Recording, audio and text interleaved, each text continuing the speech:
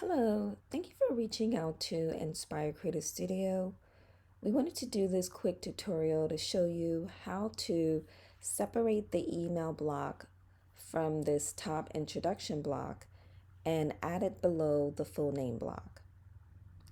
So in the introduction block, it doesn't appear to be any icons on the side that'll help you separate or remove this email signature from the top block. But we're going to go down here to change settings and then to default.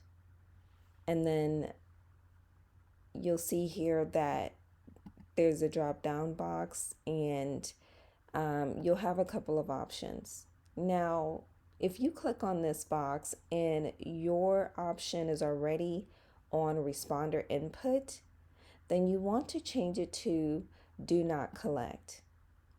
But when I clicked on this box, it was already on do not collect. But as we can see in the original home page that our email was still included in the introduction box. So I'm going to have to maneuver this a little bit and click out of do not collect and then click back into do not collect. But ultimately, we want to make sure that it is on do not collect. Once this is done, we're going to go back here to the questions tab.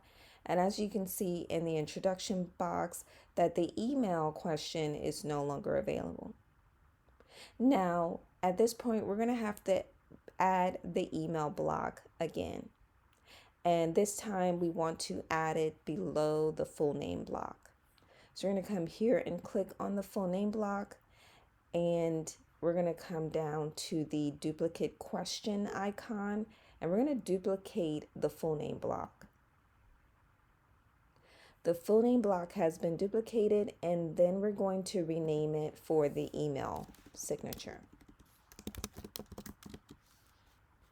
We're going to leave it as short answer.